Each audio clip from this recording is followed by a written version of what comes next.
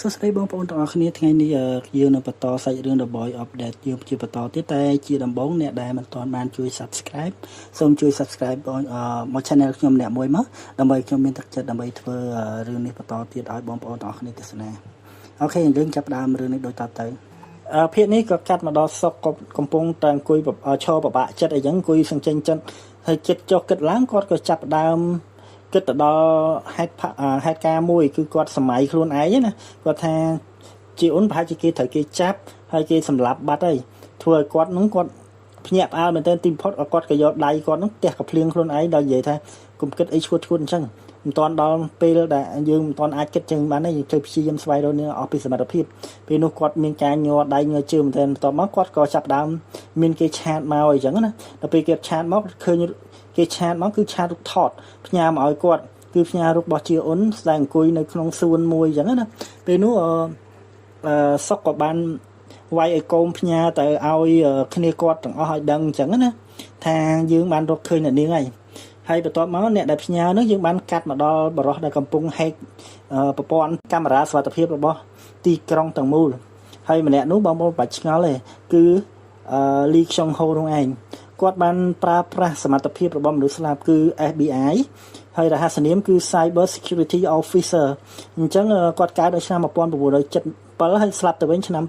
2013ហើយពេលនោះគាត់កំពុងធ្វើការស្វែងយល់ស្វែងរកអីចឹងណាព័ត៌មានអីចឹងណាហើយបន្ទាប់មកគាត់ក៏រឿងនោះកាត់មកបន្តដល់សុកម្ដងទៀតគឺគាត់បានវាយកុំប្រាប់ឲ្យគ្នាគាត់ដឹងអំពីហានជីអ៊ុនតើគាត់នៅណាគាត់បាននិយាយថាហានជីអ៊ុនអ្នកនាងតូចឥឡូវកំពុងទៅនៅក្នុងតំបន់មួយដែលហៅថា Sky Park ហើយពេលនោះអាវ៉ែនតាក៏បានទទួលព័ត៌មាននឹងដែរហើយគាត់ក៏បានធ្វើការនិយាយថា Sky Park ល្អណាស់ពេលនោះគាត់ក៏បានតាក់ទងទៅកាន់ក្រុមចាប់ចម្រិតហ្នឹងថាក្រុមថាហានជាអូនឬក៏គោលដៅហ្នឹងស្ថិតនៅក្នុង Sky Park ពេលនោះខាងសិនមិនថាឡើយខាងអង្គរៈឬក៏ខាងចាប់ចម្រិតឯគេនាំគ្នារៀបចំខ្លួនធ្វើការយ៉ាងរហ័សរហួនមែនទែនពេលនោះស្រាប់តែសុកគាត់បានធ្វើដំណើរតាមផ្លូវអីចឹងណាប្រាប់គ្នាគាត់ថាតោះយើងទៅ Sky Park ឥឡូវនេះហើយបន្ទាប់មករឿងហ្នឹងក៏បានកាត់មកដល់ដៃមួយកំពុងទៅកាន់កូនចាបមួយដែលមានរបួសជើងហើយគាត់កំពុងតែរុំរបួសអីចឹងណាហើយអ្នកដែលកាន់ហ្នឹងគឺហាន់ជាអូននឹងយើងហ្នឹងគាត់កំពុងតែកាន់ចាបហ្នឹងហើយដែលនិយាយថាវិញ្ញាណរបស់ម្ដាយឯងនៅទីនេះតា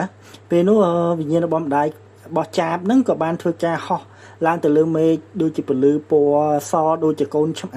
វិញ្ញាណម្ដាយកូនឆ្មាអញ្ចឹងណាអញ្ចឹងពេលដែលជាអូនគាត់ជួយកូនចាបហ្នឹងហើយម្ដាយរបស់គាត់ក៏ម្ដាយរបស់វាក៏បានហោះទៅឋានសួគ៌អញ្ចឹងទៅ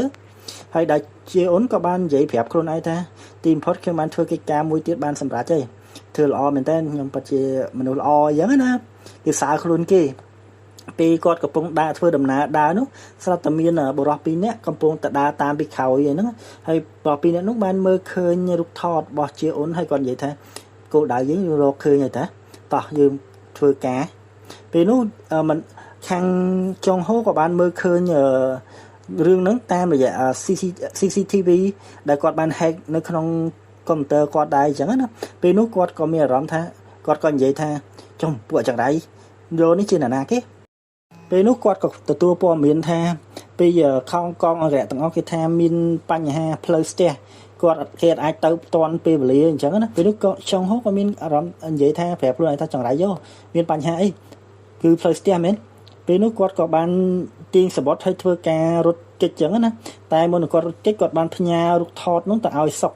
គាត់ឃើញដែរឃើញអំពីហេតុការណ៍ទាំងអស់ហ្នឹងដែរអញ្ចឹងណាថា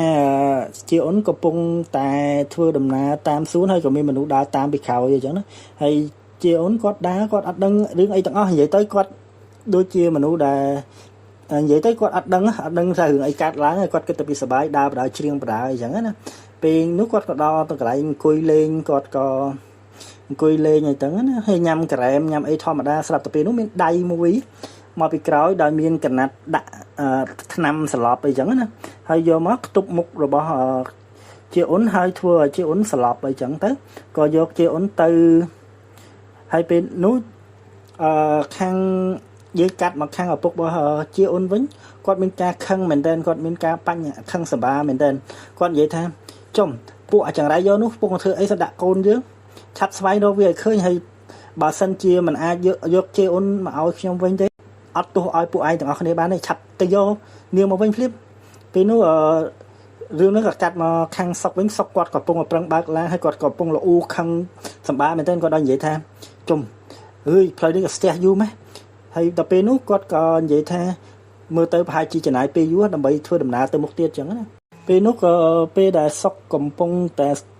យកក្បាលខ្ទប់ជាមួយចកោតឡានអញ្ចឹងស្រាប់តែមានពលឺមួយឆ្វាច់កាត់ឡានរបស់គាត់អីចឹងណាហើយពលឺនោះយើងចង់ដឹងថាជាអីគឺជាក្តារស្គីមួយគឺមានបរមហើយយើងក៏បានកាត់មកឃើញសបុតដែលជាសបុតឋានរុហ្នឹងកំពុងតែរហែកយើងក៏ដឹងថាមានរឿងអីកើតឡើងដែរគឺចុងហូក៏គាត់ប្រើធម្មពលរបស់មនុស្សអ្នកជើងឯកជិះស្គីម្នាក់អញ្ចឹងណាជិះក្តារស្គីទៅជួយជាអូនអូខេសម្រាប់រឿងរបស់យើងនៅថ្ងៃនេះគឺចប់ហើយអញ្ចឹងអរគុណសម្រាប់ការគ្រប់គ្រងរបស់អ្នកទាំងអស់គ្នាហើយសូមចាត់បងប្អូនជួយ like subscribe សម្រាប់ channel របស់ខ្ញុំមួយផងហើយអរគុណច្រើនយើងជួបគ្នានៅពេលក្រោយនៅវគ្គបន្តទៀតអរគុណសូមជម្រាបលា